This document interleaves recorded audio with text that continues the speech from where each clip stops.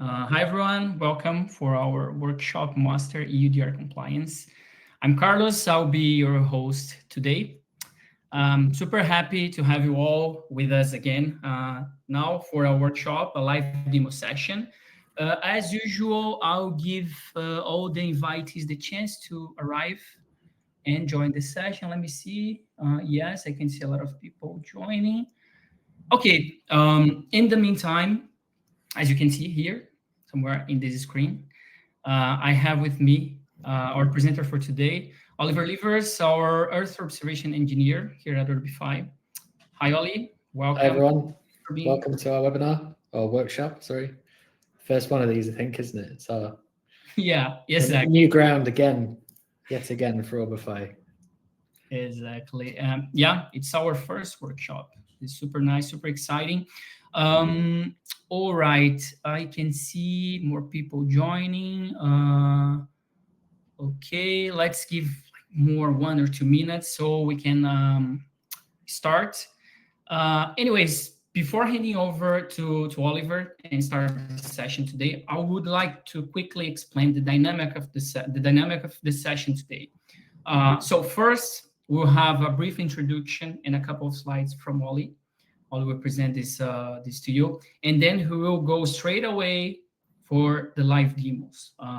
As I mentioned in the invitations, we're gonna go through two demos today, 2 different areas, and then when we finish these live demos, we will open a Q&A session for everybody. So feel free to drop your questions in the chat during the presentation. You don't need to wait until the Q&A session. If something pops up in your mind, just drop in the chat here on the right side of your screen, and we go through all the questions after Ollie's presentation, Ollie's demos.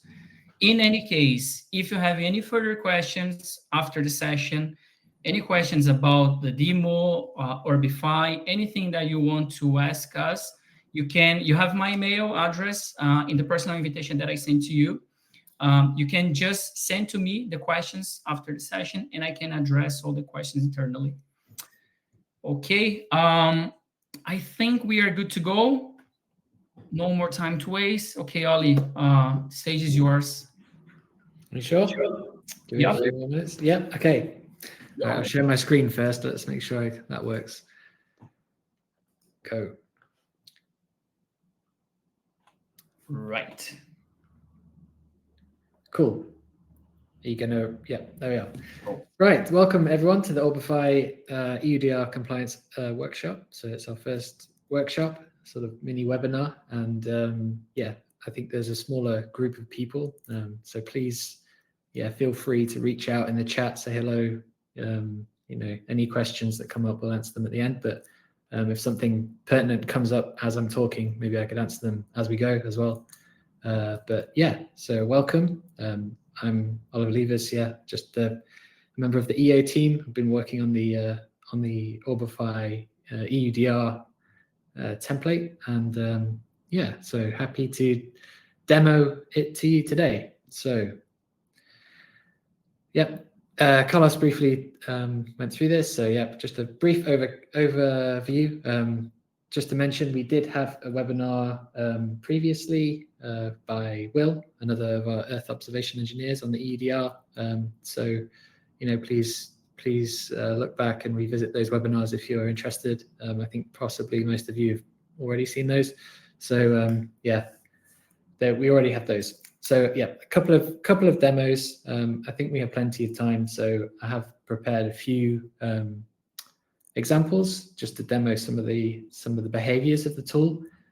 So we may have time to touch on a few more examples as well. So quick EUDR recap. I'm sure everyone's aware of the EUDR legislation and its impending implementation. So as you know, it's to prevent products being traded and consumed that have contributed to deforestation and degradation since 2020. And, you know, it's extremely amazing piece of legislation, I think. Wouldn't it be amazing if we could guarantee that all the things we buy and trade with have not contributed to deforestation? And so, yeah, it's great to support this project. So currently it applies to 7 products. We have different approaches to these products. I'll touch on that later. So, and yeah, so I think you're all familiar with that. And so we provide many different tools to try and help you comply with the EUDR legislation using remote sensing and a variety of data sets. So hopefully combine those to give you as great insight as possible and to help you become as compliant as possible. So what can we offer with our template? Well, essentially, we provide a tool, which I'll show, but we hope that we provide the ability to streamline your compliance assessments. We really hope to highlight issues of potential non-compliance as a priority. So we're looking for areas of non-compliance to highlight those, make sure that we've caught anything to prevent any issues further down in the process. I think we have a fantastic platform. I think we are able to organize our data and organize our projects in a very clear and intuitive manner, I hope, and a customizable approach as well. So we can tailor things to suit you if possible. And the last thing I'd like to touch on is the risk assessments part, which is probably the part of the assessment we do the least on, I guess. And I would be fascinated if anyone was to provide some insight into that in the chat or talk to us about that. It would be really interesting. And I just wanted to flag as well that our tool, whilst I think it makes the best of everything that's we can get our hands on, we can never guarantee compliance or non-compliance. And I think it's just worth saying that nobody can do this. So it's about doing things to the best of ability and being able to prove that you've done the due diligence, and that's what we attempt to do with this template.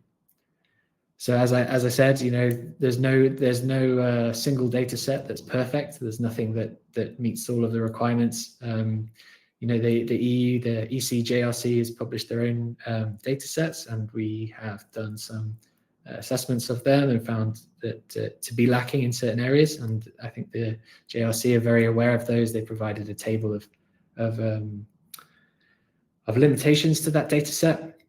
And so, you cannot rely on just a single data set or a couple to do these assessments. And so our approach is to combine and build on the strengths of different data sets to try and generate the best output as possible. And yeah, overly conservative just means that we are always looking for reasons to flag something as non-compliant or to inspect more of the plot, do a bit of a deeper dive, and we can provide the tools that allow you to really delve into a plot case by case if that's required. So a very brief template, structure and overview summary. I just wanted to outline a few of these elements. I think I'll probably do these in the demo in a bit more detail, which is coming up in a very short amount of time.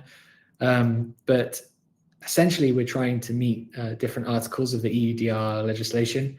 And some of these, for example, the administrative risk level estimate, we're still relying on estimates of that because it hasn't yet been provided, hasn't yet been released what that's going to look like.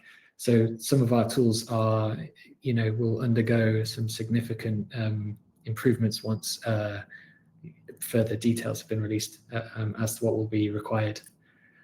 And so, yeah, we provide additionally the ECJRC. So yeah, we provide many of the data sets provided by ECJRC, and then we try and improve on them. We try and highlight the best cases and worst cases of using those tools, and try and make the user aware of the limitations of potentially, the location or the type of plot or what they're trying to do. We also look at historical deforestation, and we try and verify any information that's been given to someone carrying out an assessment by cross-checking commodities. And we have some approaches to assess the risk that a project could be non-compliant with local laws, which is another aspect of the EUDR which may be easy to overlook, which is that the EUDR compliance requires the plot to be compliant with local laws as well as EUDR. And finally is the EUDR risk assessment, where we will help provide an insight into that, and then maybe it'd be possible to actually build a risk assessment using our tools as well. But I think that's it for the overview slides, and onto the demos. Carlos, do I just switch straight to the demos then, or does anyone have any questions now that we could quickly? Yeah, we can move forward to the demos. I think Sure. we don't have any questions so far, and we can go over all the questions that we might have in the end of the demos. So, can everyone see my screen? I think it looks fine. Just double check before I start rambling and forget where I am. And everyone says nothing. Good. No, We're it's good, it's great. If anyone I don't know, have any blocker or something that you want to say about the screen, if you cannot see anything, please drop in the chat. But I think it's clear. Yeah. Cool. So just to preface this demo with a caveat, so none of these plots are real plots. These are things I have drawn, and that's just because obviously for confidentiality reasons, we don't want to share anyone's data. We don't want to make any statements about the compliance of anyone else's plots. So these are examples of how the tool work.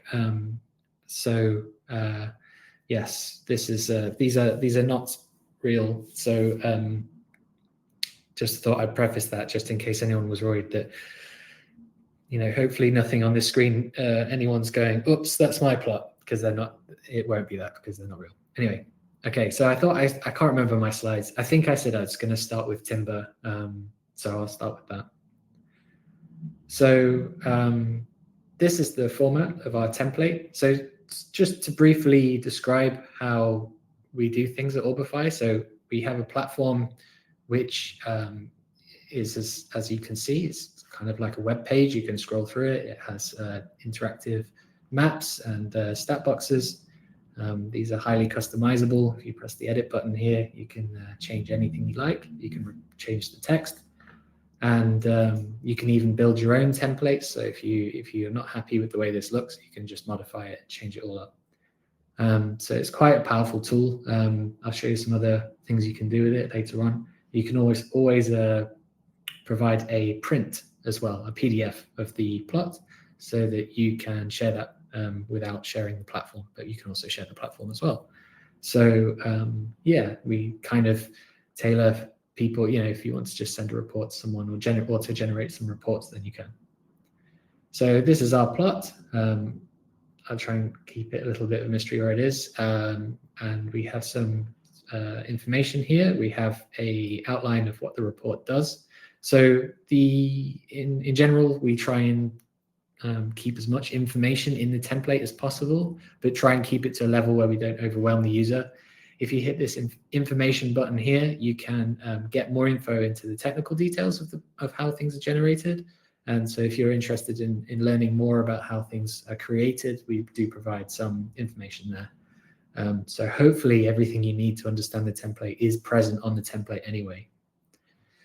So the first one to touch on is this administrative risk level. I managed to say administrative correctly the first time in my life, just then ever. So that's good.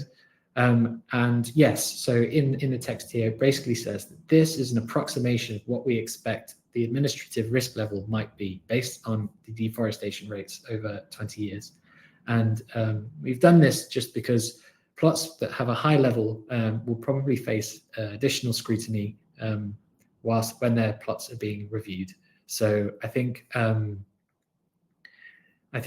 this could be of interest to most people. Just want to state, because I think it could be confusing, this is currently set to standard as a default. So this will be a default set as standard for every project. In reality, this is an estimate of what may come up, just to preempt what you might have to do in the future. So we have a warning here, but just to make that explicitly clear. So now we have forest cover, the ECJCRC forest cover benchmark. So we have the first thing we have is this quality screening tool. So the ECJCRC provided a table which lists known issues with the project, with the product, sorry, with the map. And what we do is we cross-check some of those problems as best as we can, and we highlight things that may reduce the quality of the output provided. These things include things like altitude, topography, like slope. We also treat areas of low forest cover, of places which are very shrubby, have low forest cover, dry woodland, sort of miombo types forestry, like very differently to others, and we flag that and we say, look, maybe this forest cover map is not the best for this area. In this case, we've said the conditions are satisfactory, and we think this may do a good job, but it is known to have an accuracy of about 75%. So we provide this just because this is the sort of thing provided by the EU, and I think it's good to know what they think is the dominant. This is the product that will probably be used by a lot of people, even though it won't be the best tool probably. But we provide in our analysis, we use a range of different data sets to provide our compliance assessment. So this is probably the thing that will catch most people's eyes, is this estimate of a compliance. And we say this is stable forest and likely compliant. The plot thickens in a minute, and I'll show you, I'll pick this plot to show you why this is considered compliant, because it will appear not to be in a minute. So what we have discovered in this plot is, if we use the global forest change data set, that we actually have quite a lot of forest loss post 2020. And so this sometimes doesn't work very well with screen sharing, unfortunately. Sometimes this doesn't render very well with more complex areas. But so we have some forest loss here, and so that would say maybe this is a non-compliant plot. But what we do is we cross-check this with a bunch of known data sets, which identifies commodities that have been established before 2020. And so we know that this is a commercial timber product. This is not a primary forest. And so we can identify this as just normal operations within that forest. And so, we can see that there's been some forest loss there, but we have identified that as compliant. However, don't take it as face value. It's good to check, but this is just to highlight how it could work. So we're able to identify what kind of products will be growing on that in those areas. In some cases, we're not able to do that. We'll just have a unknown. And in some cases, we don't have any data at all. So we are working with to try and assimilate as much data as possible onto the platform, so that we can try and identify which areas are already commodity plots and which are excluded from that. So here's yes, just to rush through that. So we have this compliance assessment, which doesn't just use 2 data sets. It uses a range of things, and it's like a decision tree, and we decide how best to categorize this as compliant or non-compliant. And sometimes we decide not to make an assessment because the data sets we rely on are not good enough, and we prompt the user to look deeper, and we provide some additional data sets where you can do that. So those 2 things. So we have we show the commodities that are around the plot. I think it's a 5-kilometer perimeter, so we can see there's some planted soy around here. It's a pretty degraded landscape, I think, this one, but so we know that that's a timber plantation, and it may be that those activities are allowed. So risk of non-compliance with local laws. So we are slightly limited in the information we can provide using remote sensing tools and data sets. However, we are able to identify if there may be some risk due to overlap with indigenous territories or protected areas. So if there is a strong overlap, it may be that there is additional requirements made by local laws that permit or restrict harvesting or the activities that are happening there. So we flag that as a potential indicator of non-compliance. So that's how to treat this part here. So we don't have any overlaps as far as we know here. Again, we're reliant on sort of data sets provided by governments, etc., to map these, and so they're not always 100% accurate. So that's what we do. So next we have the EUDR risk assessment. So this is the part of the puzzle that is a little bit of an unknown still. What goes into the risk assessment? And so we just provide some prompts to help with potentially building these reports. So this thing here just identifies what might be the key driver of deforestation. So it's forestry within this area. We know that this is a timber plantation, so that's likely. This is quite a coarse assessment, so it may sometimes be that you have a forestry product here, but the key driver of deforestation is actually shifting agriculture around it.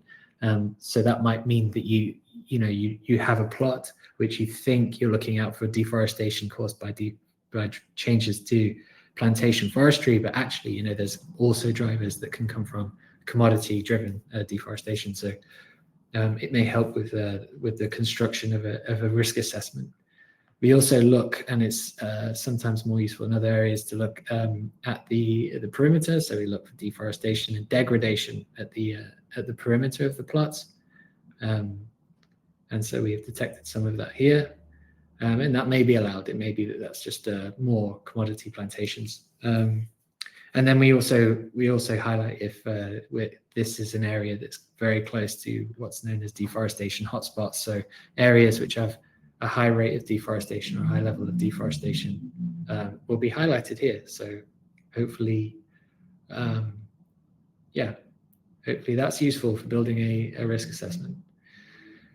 So that's the first one done. I think hopefully I didn't run through that too quickly. I'll just check the comments and just see if there's anything relevant to the discussion. Carla, should I wait to the end? We have one more, right? Yeah, we have another one. Yeah, I think we can go to the next one. We have already 3 questions, but I think we can move forward with the next one, and then we can take all the questions. Okay, so we have a few options. I think I'll stick to the palm oil one.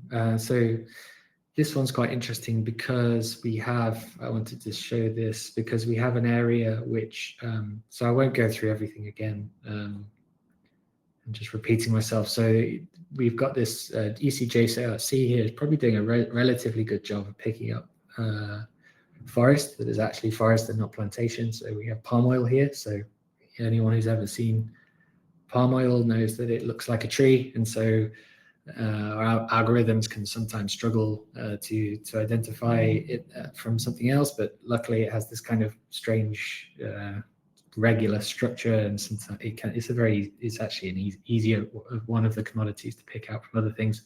So it's particularly well served, I think, by the data to pick out these palm oil plantations. And we, so the ECJCRC also does a good job here. And so, but what we see here is that we do have deforestation in areas which are not covered by the palm oil layer. So we've got likely non-compliant here because we have a palm oil map which has some of these missing areas here which correspond to the forest, and there's been some forest loss there. And it may be minuscule. It may be that there is a few pixels there that have been, a pixel being 30 by 30 meters square, so 30 meters square. So it could be that, a small piece of that forest has been shaved off. And so we highlight that, and you can go and have a look. But you can see here that we're pretty lucky to have quite a lot of data sets here that can distinguish between smallholder industrial style plantations of palm oil. So it's pretty cool. So this is a non-compliant plot, but also it's a synthetic example being something I've drawn to try and force that to happen. So protected areas, indigenous territories are not included, so there's no risk there. And yeah, so it's the second example is very similar to the first. Maybe I'll jump up quickly to another one, maybe that's slightly more interesting. So this one here is one, again, I'm forced to try and show this quality screening map. So this is an area of high topography and low forest cover. And so we say steep slopes present, regions of low forest cover. And so we say, hey, look, this is what the ECJLC says, and we can have a look and see, does that match with the aerial imagery that we have here? Possibly, but we can see there's a lot of low cover trees. And actually, this is something I haven't tried with this plot, but we do have a really nice data set for this area. So there's a bit of a demo about how we can do this. So this data set usually gives a very, very good coverage for very low canopy cover trees. This is always a bad idea, isn't it? Demoing things live. I think once I share screens, sometimes things slow down. It's usually very fast. Yeah, there we go. So it actually covers far more of this plot with forest with this secondary data set, and this is something that does come into our compliance assessment. So if there was deforestation in this area using this, then I think we would flag that as an area to look into. So there are limitations with this data set as well, mainly that they do not distinguish very well between plantations and non-plantations. So that's what our tools do, is that they match the strengths and weaknesses of different data sets to try and get the most out of it, try and understand what's going on. So exactly. So we recommend a manual inspection of this plot here, and that's there's been no forest loss as far as I can tell here post 2020. Just briefly as well, the reason why we provide the entire range of the global forest change data set is because sometimes it's very useful to see if the plot was cleared before 2020 and it matches with the plantation data set. You can assume potentially that plot was cleared. If there's a big peak here, we could say that plot was cleared in 2023, and therefore it could be compliant because the deforestation has already occurred before 2020. So that's what we do. So this isn't actually a real plot. There's no commodities there. So that's that thing there. So I don't know if there's much more interesting things here. I think I have a sort of another example potentially. I can stop this at any time, Carlos. I don't know if we have a whole hour. I could ramble on for hours maybe, but maybe if I am over speaking. I just wanted to show you this risk assessment here because this is what we show for the deforestation hotspots. So we have huge hotspots here of deforestation. So this is a particularly high risk area where I'd imagine a proper risk assessment would be required. And I expect this to be very high up here. High. So we've got a high rate of deforestation on here. So this is a plot that is a high risk, but is compliant as well. No deforestation. Cool. Do you want? One other thing I could show potentially is the. So obviously you can have a range. You can have a lot of plots here, and to view them all like this can be confusing, especially when you start generating a lot of samples. And so we have this table view, which is exportable, and it contains the outputs from all of the components. And so you can export all of those, and you can sort them. So you could say, we can also add additional columns to this. So if you wanted to provide a column that would, you could organize your plots in a table form like this, have an overview, see which plots potentially or areas have higher risk of non-compliance, and to potentially build an investigation over what's happening that way. So I think this is a particularly cool little feature of our platform, probably really relevant for you guys who have a load of projects to deal with all at once. So I think I'll conclude it there, if that's all right, Carlos. Super. Thank you so much, Ollie. We are back here in the screen. Yeah, we can start our Q&A session now. We have a couple of questions already. First question, Oli, from Manuel. We have more than 500 different geolocations spread over the world. Does the tool work globally? Do you offer API integrations? Yes, all of our tools have been designed to work globally. It comes with its own unique set of challenges, obviously, but I think we're managing it well. This is part of our approach to use different things. We take in geographical information to try and tailor our tools as much as we can to meet the different requirements of different eco-regions and as well. So yeah, we can do that. And do we offer API integrations? Yes, we do. We do that as well. I'm not the person to ask really about the API integrations. I would reach out to our team if you want to know more about that. But yeah, I'm sure we can handle that. We do a lot of stuff using the API as well, I think. So next, will the ECJRC be the single source of truth for European Union? As far as I understand it, the responsibility is on the importer to provide the best evidence they can. So I think the answer is no. I think given what we've seen, I think it's probably not the best thing to apply broadly to everything. You need something with a bit more. You need more than that single map. You need to know what's happened since that map has been built as well. You need to know what's changed since that forest was detected. So I would say no to that one. Thank you for these questions, by the way. Okay. Next, how much time does these reports take to be generated? Oh, seconds. Do you think we could live demo one? Not very long at all is the answer. It takes no time at all. If you have your shapefiles, if you have your boundaries, if you have your points, yeah, you can provide those, and it'll be very quick. You can upload a batch of them. You can upload a single file containing a load of project areas, and then we'll analyze them individually in separate reports as well.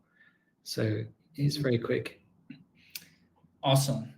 Next, from Predrag, how precise you require information about timber harvesting period for the purpose of those analyses? By using exact dates from 2 or, for example, months in a given year? Precisely require information. I'm not sure I quite understand the question. So about timber harvesting, if possible, if they could rephrase it. I mean, the thing is, we don't. I'll try and maybe preempt what this question might be. Apologies to whoever answers the question, but I think we don't actually take any more information into the tool regarding the activities of the plot other than the shapefile. The rest of it's generated automatically, so you don't provide anything like what's happening on the plot, the timber harvesting period, and everything's really done on an annual basis. We do have some data sets that are more real time and have some change detection capacity. I haven't shown those, but yes, there's nothing to input into the thing except for the shapefile, and that's something we can work on.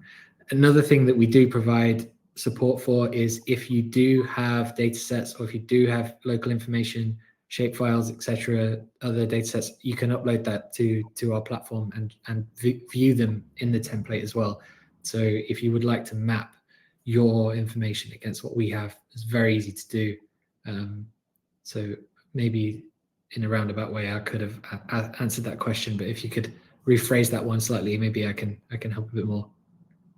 Super. Yeah. Predrag, if you want to, if your question is answered, please just say yes or no, or send it again, and we can go over again.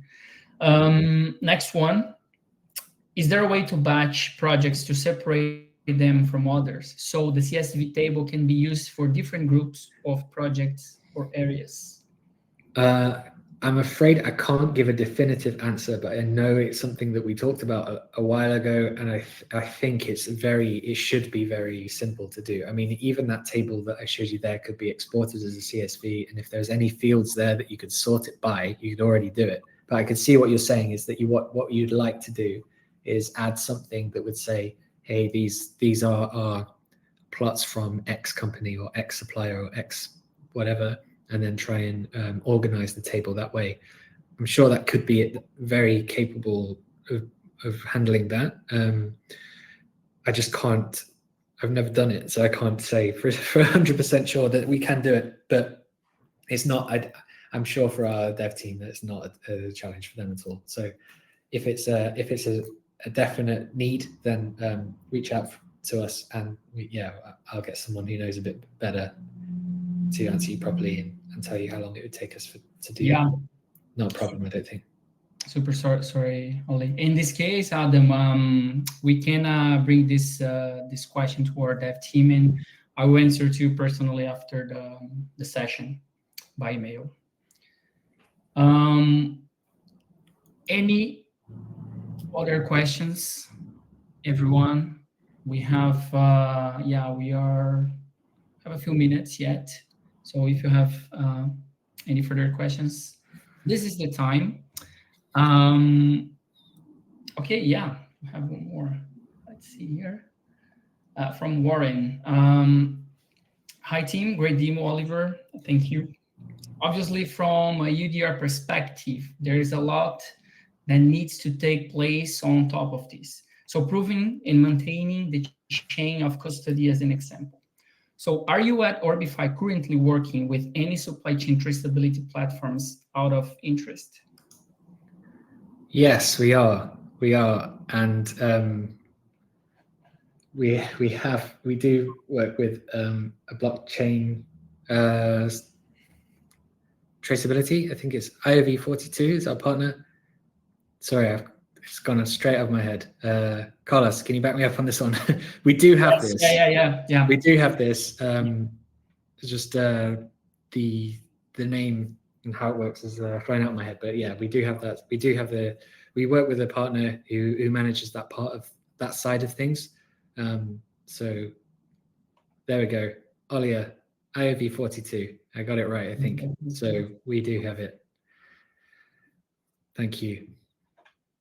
All right. I actually think was it covered in a previous webinar as well? I think you may be able to go back and watch how our partner talk about that. Yes, in one of their previous webinars, yeah, for sure. So that works really well. Exactly. Cool.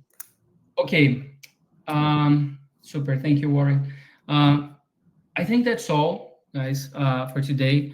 Just thank you so much, Oli, for taking this super nice demo, super nice presentation. Thank you so much. Thank you, everybody, for being with us today. Just some last quick notes here. You will receive this recording, I believe, tomorrow. It will be not public because you were invited to this session. It will be private, so you're going to receive a link to watch it again.